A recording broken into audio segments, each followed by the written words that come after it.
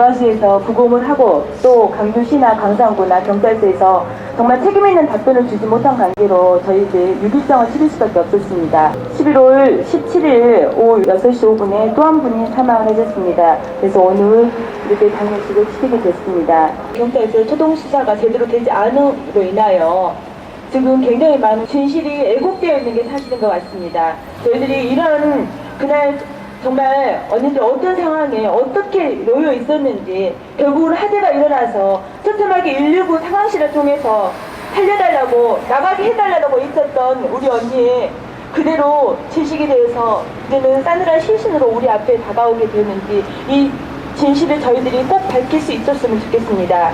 경찰서의 어떤 무기나에서 진행이 되고 있었습니다. 업소에서 술을 마시다가 뇌졸중으로 쓰러지는 이런 일들이 발생을 했습니다. 이게 어찌 두 분을 그렇게 목숨을 앗아먹고도 할 수 있는 정말 저희들이 도저히 묵인할 수 없는 이런 일이라고 생각을 합니다. 그곳은 광주에 살고 있는 성인이라면 누구나 알 수 있는 성매매 직결지입니다. 성매매 직결지인데도 불구하고 1003번지가 아니고 1001번지라는 이유로 광주시에서는 성매매 업소가 아니더라고 저희에게 대놓고 이야기를 했습니다. SAM이라고 하는 광주시에 대해서 저희들은 분노하지 않을 수 없을 겁니다. 이제 동생들 걱정도 없고 지긋지긋한 성매매가 없는 세상에서 평안히 잠드소서.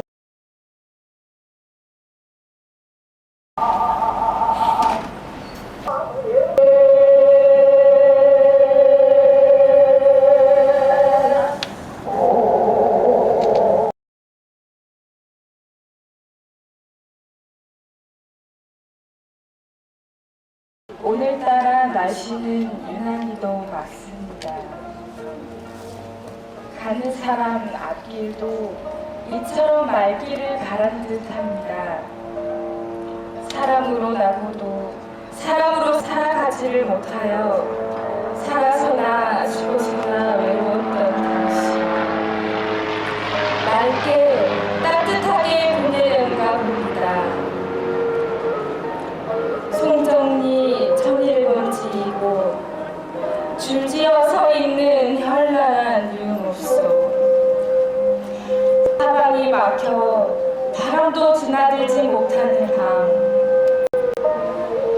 우리에서 사육되는 짐승처럼 상인에게 달린 노래처럼 주는 대로 받아야 하고 때리면 맞아야 하는 화마에 갇혀 사력을 다해 빠져나가는 달보둥거림조차 부질없이 이제 삶을 거두었습니다. 그때 당신은 무슨 생각을 했을까요?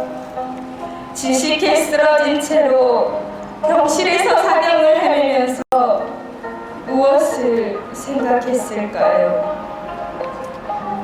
살아온 날들이 고개를 물고 물며 머릿속에 헤집고 떠돌아다녔겠지요. 고통스러운 삶의 기억들이 눈앞에서 떠다녔겠지요. 또한 얼마 되지 않을 행복의 기억들도 와우성쳤겠지요. 좀 먹는 걸 많이 좋아했거든요. 근데 라볶이 분식 종류를 특히 많이 좋아했었어요. 안경점을 하면서 진이가 여기 이제 저희 집에 왔다 갔다 하면서 안경을 마치게 됐어요. 근데 얘가 이제 굉장히 이렇게 지켜보니까 엄청 진짜 괜찮은 그런 애더라고요. 그래가지고 항상 보면 안경을 하면은 그냥 이렇게 예상으로 하거든요. 근데 이제 가면은 언니 언제 준다고 딱 그러고 가요. 그러면은 그때 되면은 꼭 약속을 항상 어긴 적이 없어요, 얘가. 항상 착하더라고요, 볼 때마다. 근시가 마이너스 4디 하면은 시력 0.1 정도 되면서 그 사람을 구별할 수 없는 놈이고, 그게 난시가 300, 난시가 300이면은 어찌 보면 고도 난시거든요. 그래가지고 아주 눈 상태가 안 좋은 상태에서도 이런 어려운 일을 하고 또 아무 부작용 없이 관리도 잘했고 그런 상태였어요.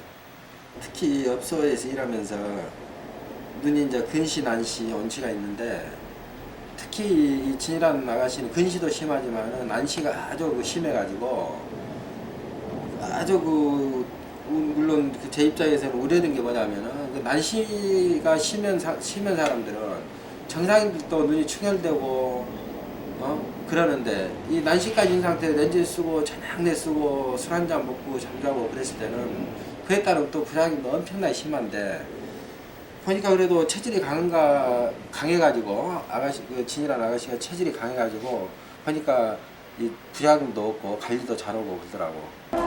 몸뚱이 하나밖에 없는 당신은 어떻게 살았을까요? 가진 것 없고 쌀 줄은 더더군다나 몰라서 가족과 사회의 버림 속에서도 목숨을 영명하고자, 아니 어쩌면 그런 가족과 사회를 위해 한점 삶을 마지막까지 태우고자 했을지 모릅니다. 비루하나마 하루하루를 겨우 이어가면서도 당신의 남은 알들이 살아나길 바랬을지도 모릅니다. 그래, 조금 저한테는 정이 많이 가는 애였어요, 진짜로. 걔가 죽어서가 아니라 되게 가슴 아팠어요. 저도 며칠간 일을 못할 정도로 가슴 아팠어요, 그 애가. 그래서 여기서 실려서 나갈 때 그 애는 조금 의식이 있었다고 그랬거든요. 그 같이 간 애보다. 그래서 어머, 진이는 살겠다, 살았으면 좋겠다 그랬었어요. 근데 진이가 그랬다 그러니까 진짜 가슴 아프더라고요. 근데 또 지가 벌어가고 동생들도 가르치고 있고 그러거든요. 그러니까 되게 안쓰럽고 너무 안 됐다 항상 그러는데, 되게 진짜 키도 크고 이쁘고 참했어요. 진짜 내가 너 진이야, 너 맨날 아까워 제가 맨날 그랬거든요. 그러면 씹고 가고 그랬어요. 고아원에서 컸는데 그 여기가 고아원보다 좋다, 그런 말을 들었을 때 너무 안쓰럽고, 그리고 엄마가 다른 데로 재가를 했다는 말을 들었는데 그는 저도 잘 모르겠어요. 그냥 그런 소리를 들었고 그냥 안쓰러울 뿐이에요, 걔는요. 그러니까 제법 여기를 빨리 오는 것 같아요. 지금도 나이가 어린데 제법 빨리 온 것 같아. 갖고 그래서 왔다라고 그냥 그런 이야기만 들었어요. 눈에 선해요. 거의 날마다 왔어요. 날마다 우리 집에 오니까 저도 날마다 거기를 들어가고 이제 해서 제가 갖다 줘야 되니까 날마다 들어가고 그랬는데, 그래 좀 많이 아쉬워요, 그 애는요. 다른 애보다 더 정이, 왜 또 정이 갔냐면 그 솔직히 이런 데 있다라고 그러면은 인식이 벌써 틀리잖아요. 근데 그 애는 그런 애 같지가 않았어요. 항상 그 애 보고 그랬어요. 쟤는 참 착하다고, 아깝다고 맨날 그랬어요. 근데 저도 그 애가 그렇게 갈 줄은 몰랐어요. 의식이 있다 그래서 살아날 줄 알았거든요. 벗어날 수 없는 태물림된 가난과 사회로부터의 떠돌림에 울어야 했습니다. 하여 더는 세상을 믿지 않을지도 모릅니다. 하여 더 이상은 사람을 믿지 않을지도 모릅니다. 그러니까 단속을 하면 지금 밥줄을 끊는다고 어디 가갖고 적응을 못해.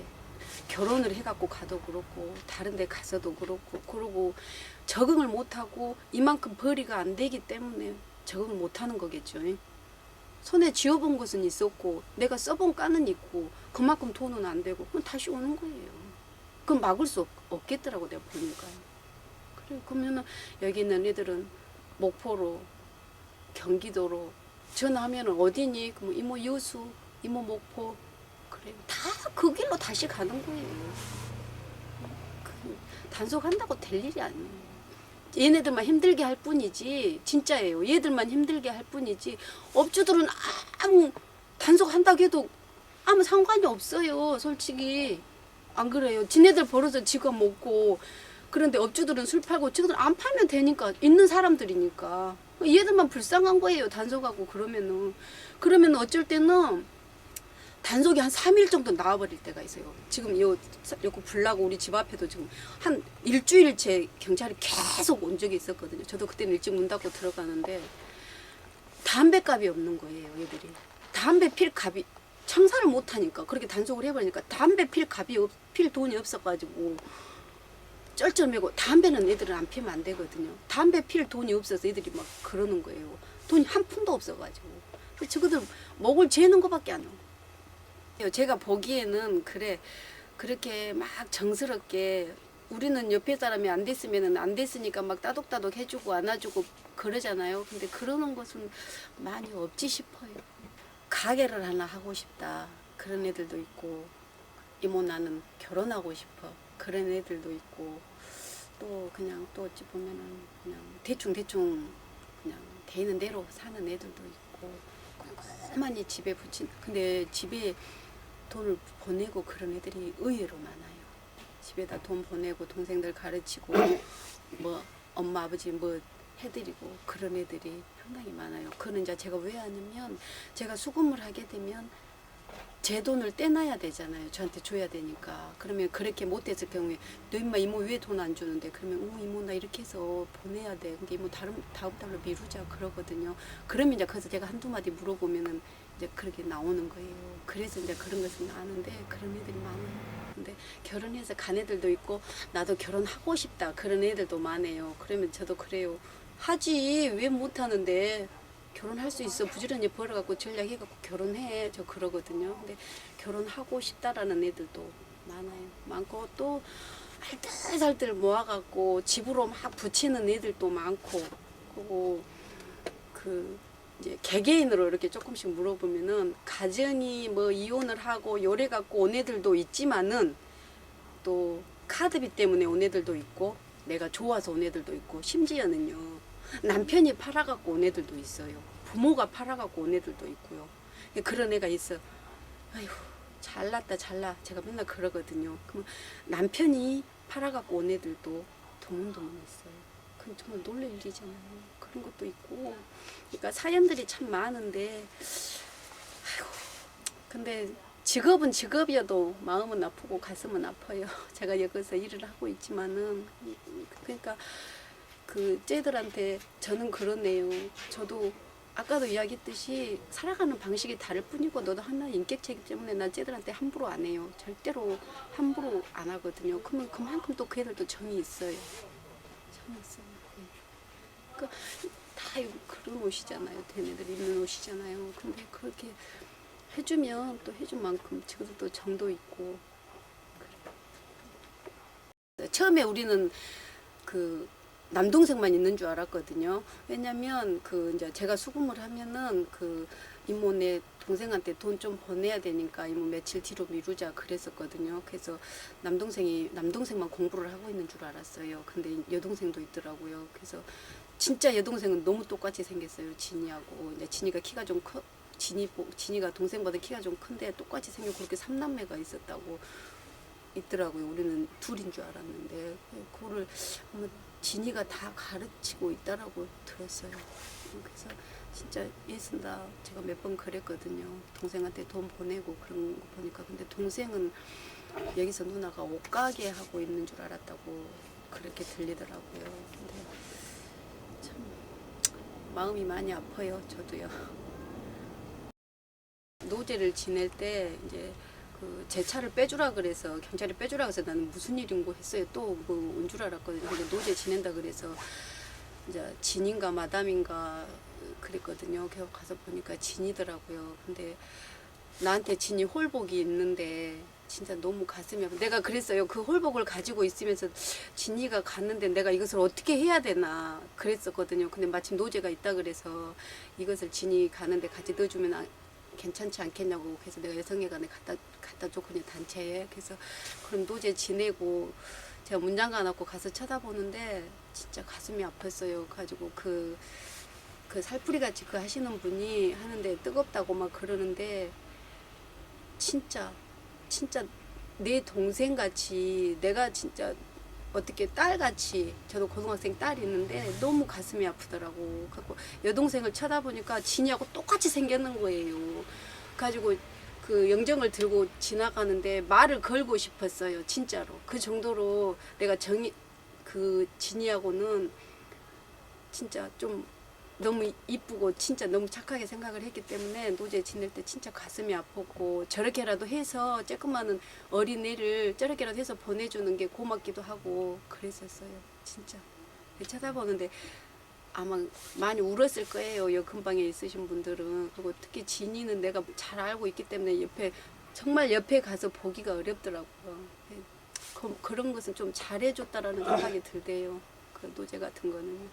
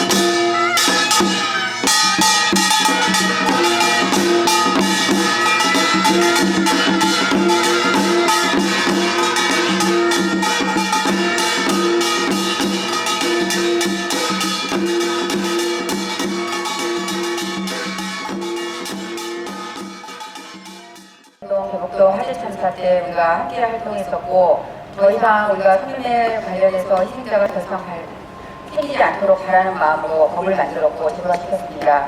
그런데 이번에 그 총정리 2001번지, 1001번지라고 하더군요. 공무원들은 이 사건을 바라보면서 정말 우리가 앞으로 해야 할 일이 무엇인지에 대해서 다시 한번 말해주고 있다고 봅니다.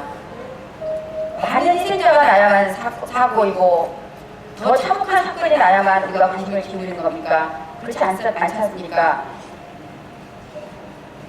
모든 생명은 고귀하고 모든 사람은 자유를 누려야 되지 않습니까? 한번 보십시오. 전부 무게를 돌려서 한번 보십시오. 간판 위로 저것이 유리창으로 보이죠? 안에 들어갔을 때 저게 유리창이었습니까? 겉으로 봤을 때 유리창이었습니다. 대명동 사건 때 세창살을 없애라고 그랬더니 모든 경찰이 나서서 집결지에 세창살을 없애라고 그랬더니 업주들이 세창살을 없앴습니다. 그리고서 유리창 받았습니다. 대명동 사건에 들어갔더니 그 간판과 세창살이 합판으로 바뀌어 있었습니다. 이번 송정리 사건 들어갔더니 안에 어떻게 되어 있었습니까? 그분들이 사망하기 전까지 분이 발생할 때까지 살아있었지 않습니까? 왜 죽었습니까? 숨쉴 공간이 없었지 않습니까? 방 안에 들어가 보십시오. 여전합니다. 그 좁은 방 안에 유리창 하나가 없습니다. 그 좁은 방 안에 거기서 살아오겠다고 이불을 뒤집어 쓰고 있었지 않습니까? 그럼에도 불구하고 여전히 경찰은 어떻게 했습니까? 이 여성들에게 모든 책임을 돌렸습니다. 왜 여전히 똑같습니까? 2000년하고 4년이 지난 지금도 경찰이 하는 말, 공무원이 하는 말이 왜 똑같아야 합니까? 합판으로 가려놓고 스티로폼으로 막아놓고 장롱으로 막아놓고 추위를 피하기 위해서 막아놨다고요? 누구 말을 들어야 합니까? 여기 광산구청 공무원이 한 일은 간판만 점검하고 갔다고 했습니다. 그게 공무원이 할 일입니까? 그리고 광주시청 1003번지와 1001번지가 뭐가 다릅니까? 왜 부정하고 모두가 인정하는 것을 인정하지 않으려고 하는지, 우리가 왜 공감해야 하는지 다시 한번 봐야 되겠습니다. 이제 우리가 두 분을 보냅니다. 그렇지만 우리가 두 분만 보내니까 그동안 수없이 많은 여성들이 죽음으로써 원했던 거 남아있습니다. 우리가 함께하고 끝까지 성명의 근절을 위해서 함께 나아갑시다. 그리고 이 업소, 이 천상번지 일대에 있는 이 업소 누구나 다 알고 있습니다. 단지 사건 났으니까 또다시 지역개발업자들한테 이익 주는 그런 식의 행정 절대로 국가할 수 없습니다. 철저하게 성매매 업소에 대해서 정책을 펴야 하고 여성들에 대해서 보호하는 이런 정책이 정착되고 성매매가 근절될 수 있는 그런 일들이 함께 했으면 좋겠습니다.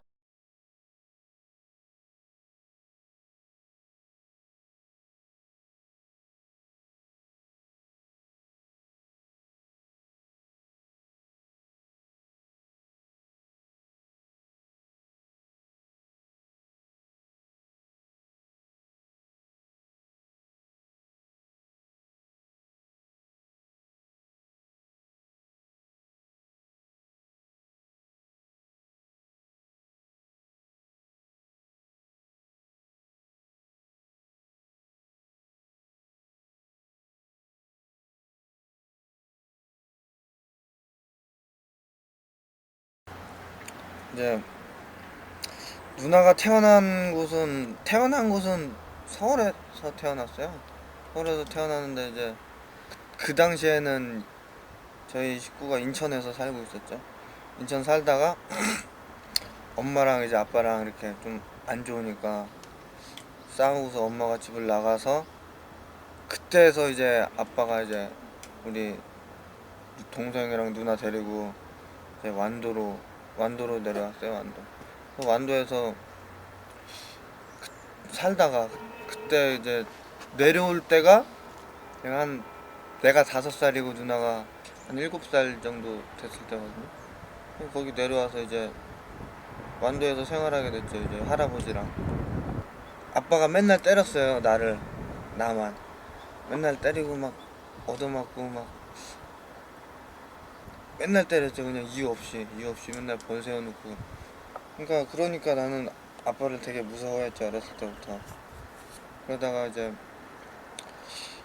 한 번은 누나랑 이렇게 아빠 자고 있을 때 아빠 돈을 훔쳐가지고 이제 집을 나오게 됐어요. 도망 나오게 됐죠. 이제 엄마 있는 대로 가고 싶으니까. 이렇게 시간은 지나가고 아가들은 자라나 아이가 된다. 돈을 훔쳐가지고 이제 나와가지고 밤 12시 다 돼서 도착했어요. 그 당시에. 그래가지고 이제 외갓집에서 이제 할머니가 반겨줬죠. 그래서 거기서 살다가 엄마도 보게 됐어요. 또 보고 싶어 했으니까 엄마가 와가지고 같이 뭐 밥도 먹고 얘기하다가 그 다음날 엄마는 갔죠. 엄마는 가고서 또 우리는 거기서 이렇게 살고 있다가 학교 다니고 그러다가 이제 고모가 데리러 왔더라고요. 누나랑 나랑. 그래가지고 이제 고모가 데려가가지고 고모랑 또 살게 됐어요. 인천에서. 이제 고모랑 이렇게 사는데 아빠가 동생 데리고 올라온 거예요. 인천으로. 집에 불 내고서 거기 완도에 집에 불 내고서 올라와가지고 또 어떻게 해가지고 또 다시 같이 살게 됐어요. 그래서 처음에는 잘 살았죠. 잘 살았는데 언제서부턴가 또 때리기 시작하는 거예요. 또 맨날 술 드시고 또 때리니까 물론 저도 싫지만 주위에서 뭐 고모도 그렇고 할아버지도 계신데 폭풍이 오고 지붕이 날아가고 지붕 아래 있던 얼굴이 날아가고 할아버지도 나가버리시고 그러니까 또 아빠랑 우리만 남게 됐어요. 그러니까 또 맨날 맞는 거예요. 또 그러니까 누나랑 또 집 나왔어요. 같이. 그때가 누나가 한 5학년 내가 초등학교 한 3학년쯤 누나랑 집 나와가지고 갈 데가 어딨어요. 그때는 이제 갈 데도 없죠. 외갓집에 있다가 고모가 데리러 와서 이렇게 나온 건데 갈 데 없으니까 그냥 떠돌아 다닌 거예요. 길거리에 떠돌아 다니고 뭐 한 번은 누나 이제 친구 집 이쪽 집 가서 자고 또 한 번은 또 다른 친구 집 저쪽 가서 자고 막 이렇게 막 왔다 갔다 생활도 하고 거의 대부분은 이제 막 밖에 있죠. 밖에 막 그냥 건물 어디 들어가서 막 쪼그려서 막 있고 그런 게 되게 많았었거든요. 어렸을 때 엄마랑 같이 생활한 게 뭐 아기 때밖에 기억이 없잖아요. 왜냐면 제가 한 4살, 5살 때 엄마가 나가신 거니까 그때 아빠한테 맞고 막 안 좋고 그러니까 그래서 그 이후로 엄마를 본 거는 딱 한 번밖에 없어요.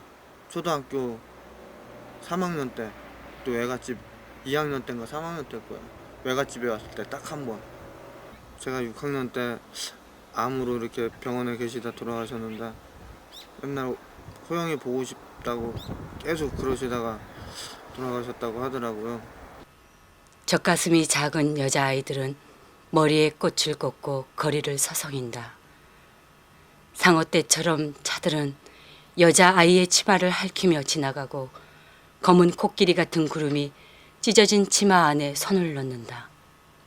진짜 채팅하다 보면은 막 원조할래 뭐 그러면 또 막 장난으로 얼마 줄 건데요 이러면 막 얼마씩 준다고 막 10에서 20 막 진짜 막 많이 주 그러니까 호기심에 물어보는데 뭐 그렇게 말하면 진짜인 것 같죠. 10만 원에서 20만 원 준다 그러면 주변의 친구들이 나도 해볼까 이런 생각 안 드나? 그런 생각 하죠. 솔직히 애들 말하면 그래요. 우리는 없어. 진짜 돈 그러니까 진짜 애들 진짜 톡 까놓고 말하면 막 돈 필요한데 엄마한테 달라고 그럴 수도 없고 없다는데 왜 없다는데 재밌잖아 그래. 아빠가 맨날 술 드시고 때리고 그러니까 저희가 이제 집에 가만히 있겠어요. 이제 막 밖으로 집에는 못 들어가고 밖으로만 이렇게 뱅뱅 도는 거예요. 이제 그러다 보니까 이제 주위에서 안 좋게 보잖아요. 그러다가 이제 그 교회 목사님이 좀 저희에 대해서 어느 정도 알고 또 저희 아빠도 아니까 도저히 아빠가 뭐 우리 자식들을 키울 뭐 어떻게 능력이 되는 것도 아니고 그럴 상황도 안 되니까 이제 저희를 그 목사님께서 보육원으로 보냈어요. 그래서 이제 저희는 영문도 몰랐죠. 그 당시에는 왜 보육원에 갔는지 영문 몰랐는데 이제 그래서 막 나오고 거기서 이제 갔어도 막 나오고 싶고 막 며칠 동안 있기 싫으니까 막 울고 막 집에 간다고 막 그렇게 떼쓰고 그랬는데 하루 이틀 뭐 시간이 점점 지나다 보니까 이제 익숙해지잖아요. 그 생활에 익숙해지고 또 적응이 되다 보니까 괜찮더라고요. 뭐 친구들도 많이 있고 그냥 여태 뭐 이렇게 살아오는 거랑 좀 다르긴 해도 그래도 이렇게 좀 정상적인 생활이 되니까 그래가지고 거기서 이제 살게 됐어요. 물론 나오고 싶었죠. 근데 어쩔 수 없이 살게 됐는데 저는 고등학교까지 졸업을 했어요. 거기서 동생도. 근데 누나는 이제 중학교 누나랑 저랑 학년이 이제 같은 학년 다녔거든요. 누나가 2년 저거 꿇어가지고 같은 학년 다녀서 썼는데 이제 고등학교 올라가면서 누나는 고모랑 산다고 학교를 인천으로 인천 강화에 있었거든요 저희가. 근데 시내로 나오게 되다 보니까 이제 고모랑 살게 됐죠. 또 누나가 고등학교 공부를 잘해가지고요. 고등학교에서 이제 학비 전액 무료 이렇게 저거 해가지고 그걸로 저기 인천 여상인가 거기를 갔어요. 그래가지고 잘 다니다가 반에서도 1등하고 2학년 때까지 잘 다니다가 친구들을 잘못 사귀었는지 맨날 돌아다니고 그러다가 학교도 안 나가고 그러다가 이제 중퇴를 했나봐요. 이제 고등학교 고모네 집에서 나왔죠. 그 시기에서 이제 맨날 사고만 치고 그러니까 고모네 집에서도 나오게 되고 친구들이랑 뭐 어울려 다니고 막 그러다 보니까 그러다가 이제 제가 고등학교 졸업하고 나올 때쯤에 누나가 이제 원룸에 혼자 살고 있었는데 저가 이제 마땅히 그때는 갈 데가 없잖아요. 뭐 그래가지고 누나랑 잠깐 있게 됐어요. 그때 제가 대학교 저거 입학해가지고 대학 때문에 거기서 누나랑 생활하면서 대학을 다니게 됐는데 그때 이제 대충 짐작했죠. 누나가 유흥업소 술집을 다닌다는 거를 그때 짐작을 했죠. 근데 그때는 뭐 아는 것도 없고 뭐 크게 뭐 아는 게 없으니까 어떤 인식을 가지고 있지를 않잖아요. 그래서 그냥 누나가 뭐 그냥 돈 잘 버는구나 뭐 이렇게만 생각했는데 그때는 아무것도 몰랐었는데 이제 그리고 또 그때 상황에서는 그렇게 힘든 상황이 아니었어요. 누나가 뭐 돈 많이 버니까 하고 싶어서 한 거고 그래서 뭐 그랬었는데 덜 자란 아이들은 언제나 덜 자라 이 거리에서 돈을 벌지 못하고 아이들의 가슴에 든 지폐는 영혼을 팔아 바다를 사고 적막한 눈을 감고 바다는 거리에서 팔던 오뎅 국물처럼 졸아든다. 했는데요. 그때 11만 원인가 그거밖에 못 받았어요. 근데 이게 좀 오래 했거든요. 근데 10만 돈 받고 그래서 뿌듯해서 좋았어요. 그래갖고 옷 사고요. 맨 처음으로 제가 밥 사주고요.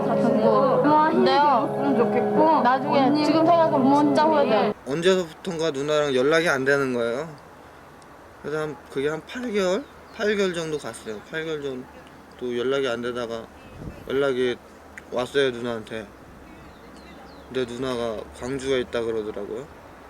그래서 왜 광주까지 갔냐고 그러니까 돈 벌러 왔다고 그러는 거예요. 그래서 뭐 언제 올라올 거냐 그러니까 안 간다는 거예요. 왜 안 오냐 그러면은 돈 벌어야 된다고 계속 그런 소리만 하더라고요. 그래서 대충 짐작하고 있었죠. 속으로 이제 누나가 이렇게 빚을 제가 생각할 때도 빚져가지고 그 먼 데까지 갔나 이렇게 생각했죠. 안 그러면은 갈 이유가 없는데 뭐 아는 사람이 있는 것도 아니고 갈 이유가 없는데 해가지고 생각하다가 이제 연락만 하게 되다가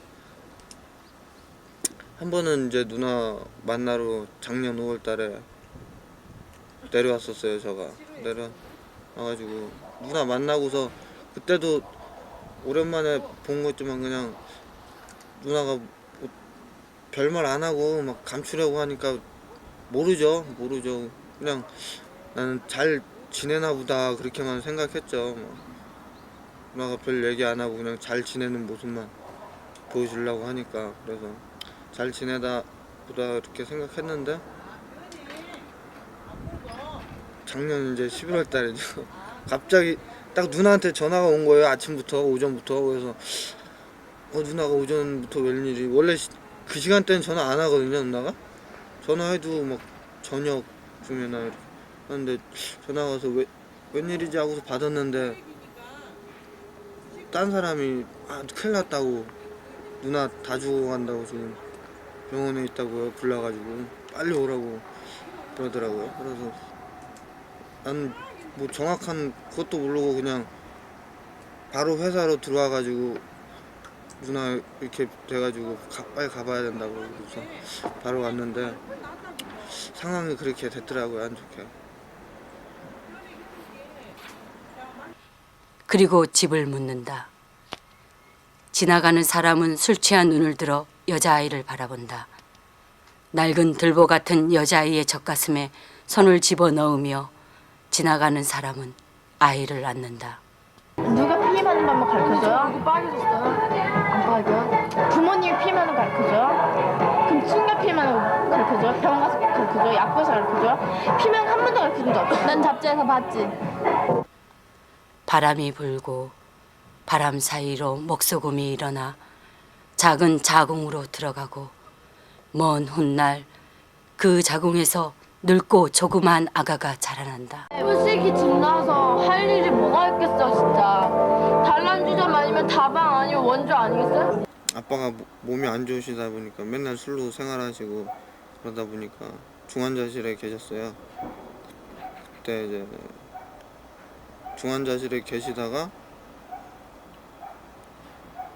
오래 못 살 거라는 건 알고 있었는데 수능 시험 보기 한 보름 전인가 연락이 왔더라고요. 아빠 돌아가셨다고 오라고. 그래서 이제 누나는 이제 그때 당시에 누나도 술집을 다니고 있었을 거예요.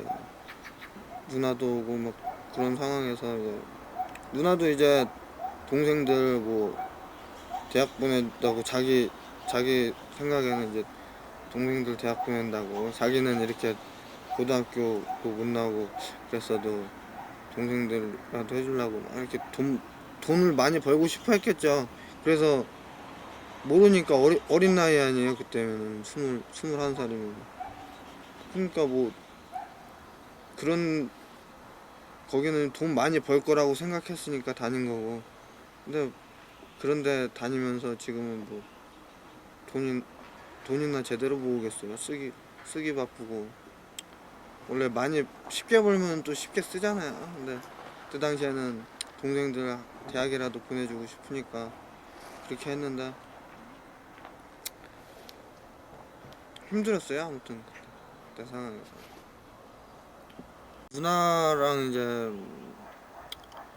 몇 년 동안 못 보다가 만나게 된 거는 누나가 도저히 올라올 수 없는 상황인 것 같더라고요. 인천으로. 그래서 제가 내려간다고 그래서 작년 5월 달쯤에 약속을 해가지고 만났어요. 그때 만나서 뭐 같이 밥 먹고 영화 보고 그렇게 하고서 헤어지고서 연락은 이제 한 달에 한두 번씩은 연락은 했죠. 이제 연락은 했는데 이제 11월 사고가 나기 이제 한 보름 전에 한 2주 전쯤에 그때 마지막으로 통화를 했었어요. 제가 전화를 저녁쯤에 했었는데 되게 뭐 1분? 딱 1분 정도밖에 통화 안 했을 거예요. 뭐 이런 잘 지내냐고 물어보면 그냥 잘 지낸다 그러고 뭐 그냥 아픈 데는 없냐고 그러고, 그래서 뭐 얘기를 길게 하고 싶어도 누나가 바쁘니까 일한다고 바쁘다고 끊으라고 하고서 그냥 끄는 게 다였거든요 그때. 근데 그 이후로 이렇게 될 줄 누가 어떻게 알았겠어요.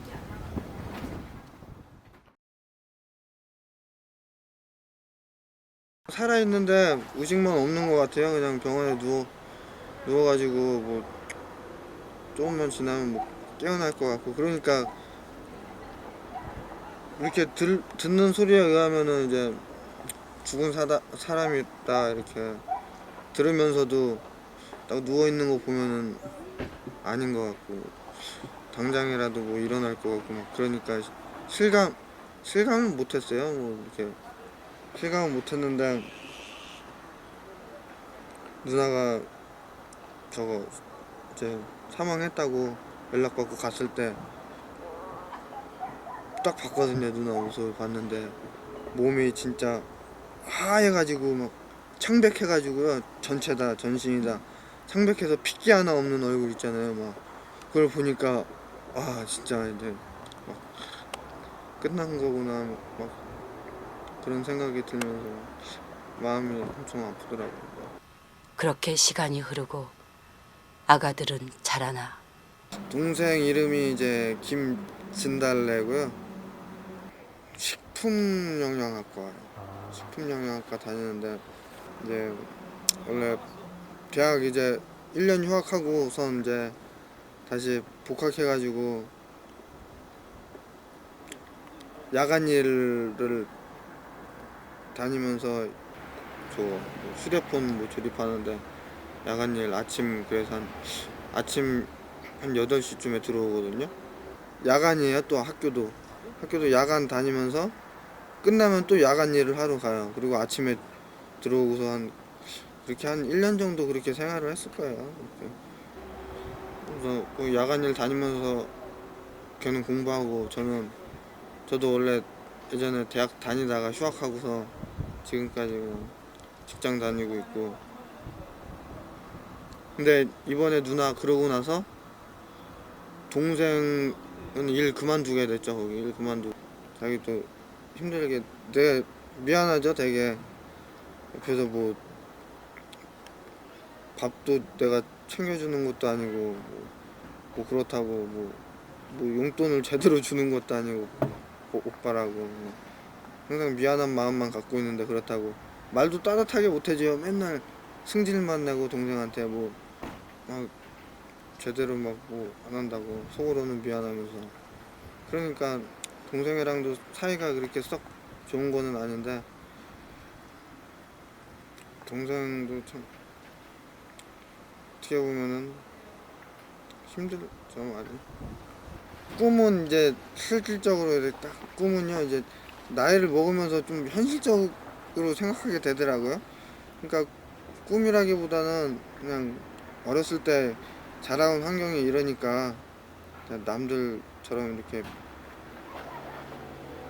더 이렇게 뛰어나지도 않고 뭐 그렇다고 밑으로 처지는 것도 아니고 그냥 남들처럼 똑같이 그냥 평범하게 이렇게 행복하게 살고 싶은 게 꿈이에요. 그게 꿈이고 뭐 그렇다고 지금의 상황에서 뭐 제가 뭐 어떻게 할 수 있는 건 아니겠지만 노력해야죠. 그렇게 살려면. 제일 기억나는 거는 뭐냐면요, 이제 누나가 이제 주윤발이라든가 주성치 나오는 영화를 좋아했거든요.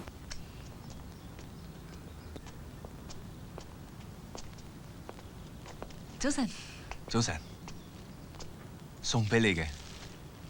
我以前咁粗魯係我唔啱。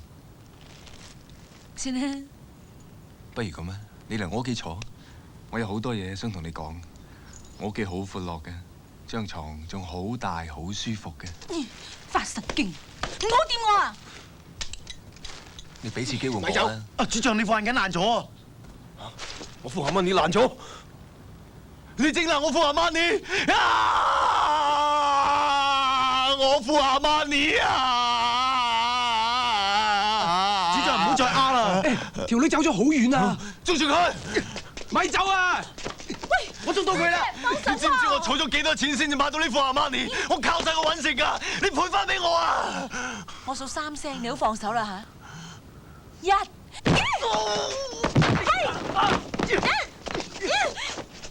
我本來係個受到高等教育嘅斯文人，係你逼我㗎。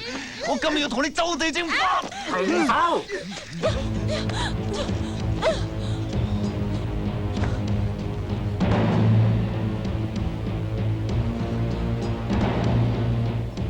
放開個女仔佢。咩嚟㗎？咖啡貓，我中意啊！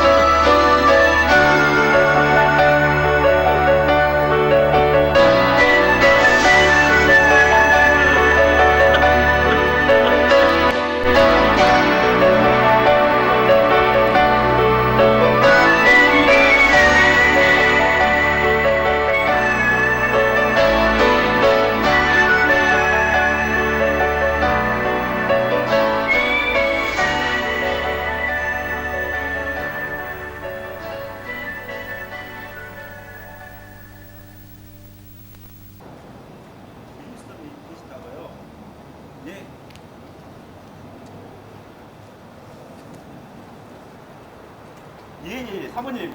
그러면 거기서